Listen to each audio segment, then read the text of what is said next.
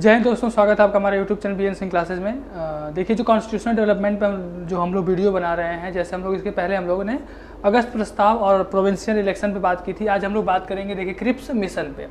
देखिए Cripps mission पे बात करने से पहले हम लोग इसका बैकग्राउंड देख लेते हैं। देखिए बैकग्राउंड में देखिए क्रिप्स मिशन आपका 1942 में इंडिया आया था और इसके पहले देखिए 1939 से आपका वर्ल्ड वार सेकेंड स्टार्ट हो गया था।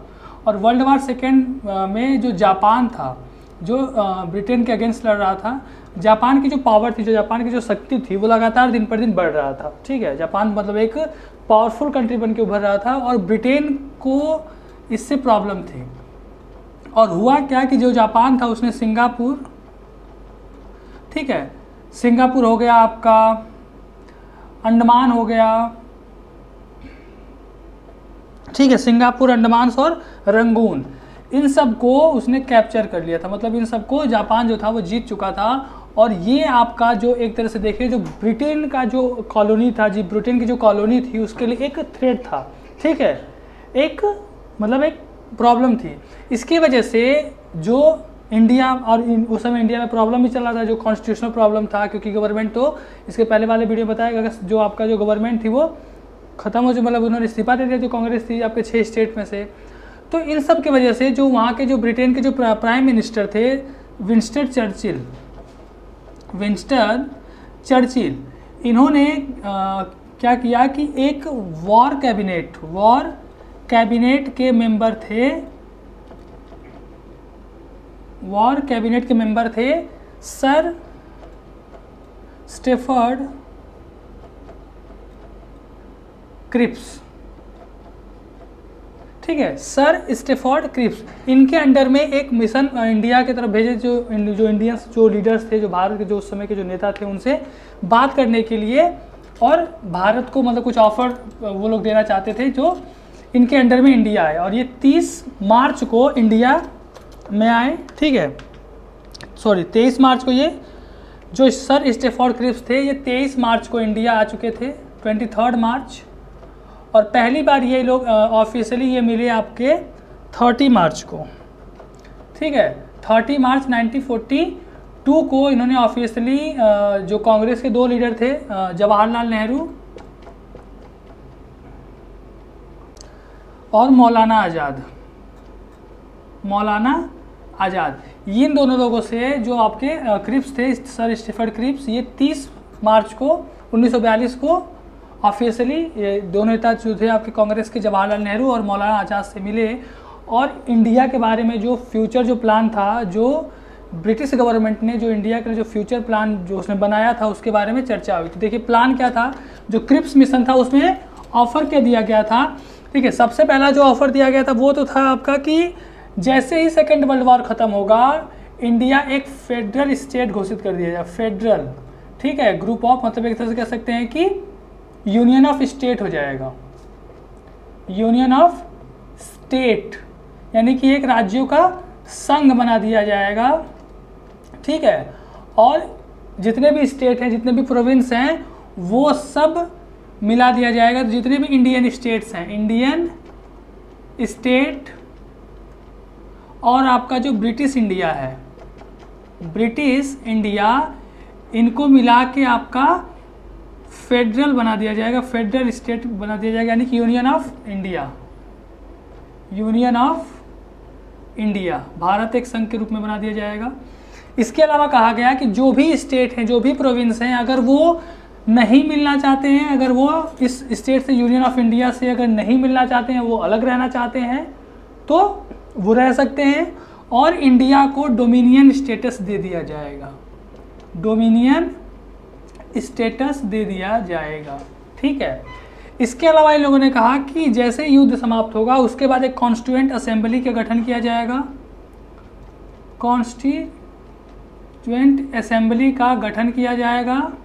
और इसके जो मेंबर होंगे, जो कॉन्स्टिट्यूएंट असेंबली के जो मेंबर होंगे, वो लेजिस्लेटिव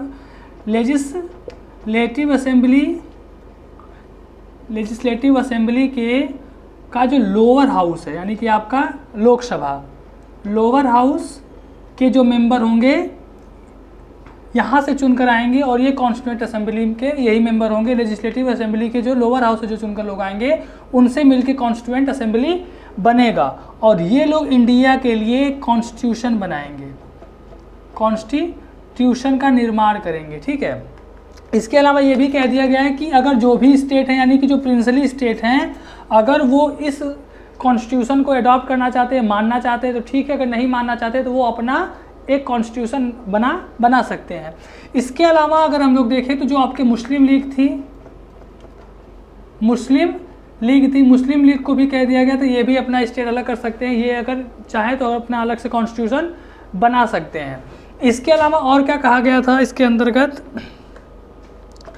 देखिए ये कहा गया था कि जो भी आपके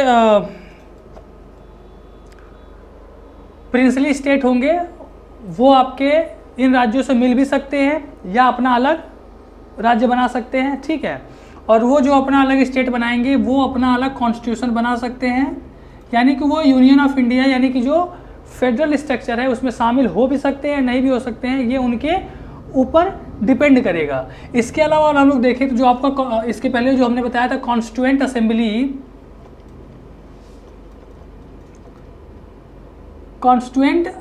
ये असेंबली में अभी हमने बताया था कि जो आपकी कॉन्स्टिट्यूएंट असेंबली है ये आपका लोअर हाउस यानी कि लोकसभा से जो मेंबर चुनकर जाएंगे वो कॉन्स्टिट्यूएंट असेंबली में होंगे, प्लस जो आपका प्रिंसली स्टेट है, जो आपका प्रिंसली स्टेट के जो रूलर हैं यानी कि जो राजा हैं ये अपना रिप्रेजेंटेटिव भेजेंगे और ये लोग अपना जो इनसे मिलकर कॉन्स्टिट्यूएंट असेंबली का निर्माण होगा। ठीक है, तो ये आपका प्रस्ताव दिया गया था, ये सब बातें की गई थी क्रिप्स मिशन में, लेकिन ये मिशन फेल हो गया। ठीक है, क्योंकि इसे कांग्रेस ने भी इसको रिजेक्ट कर दिया और इसे मुस्लिम लीग ने भी इसे रिजेक्ट कर दिया। ठीक है, अब देखिए कांग्रेस ने कहा था, कांग्रेस ने इसको रिजेक्ट किया क्योंकि ये एक तरह से देखें तो सांप्रदायिक आधार पे ये देश को बांटने का काम कर रहा था। ठीक है, क्योंकि इसने साफ साफ कह दिया था कि जो स्टेट मिलना चाहते वो मिले, जो स्टेट नहीं मिलना चाहते वो ना मिले। तो इस तरह से हम लोग देखते हैं तो इस तरह से बांटने का काम शुरू हो गया था, डिवाइड करने की जो बातें थी वो यहाँ से स्टार्ट हो गई थी, तो इसके कारण से देश में एक बंटवारा की बात हो गई थी। इसके अलावा हम देखें तो जो मुस्लिम लीग थी उसने रिजेक्ट इसलिए किया था क्योंकि मुस्लिम लीग जो चाहती थी सांप्रदायिक आधार पे अपना अलग स्टेट चाहती थी, अपना अलग राज्य चाहती थी, जो उसकी बात को नहीं माना गया। तो इस आधार पर हम देखें तो जो ये क्रिप्स प्रस्ताव था, जो क्रिप्स मिशन था, ये फेल हो गया। ठीक है, जब क्रिप्स प्रस्ताव जो फेल हो गया तो जो गांधी जी थे, गांधी जी ने इसे पोस्ट डेटेड चेक कहा। ठीक है, गांधी जी ने कहा कि ये एक पोस्ट डेटेड चेक है और इसी में से कुछ शब्द जोड़ के जवाहरलाल नेहरू ने कहा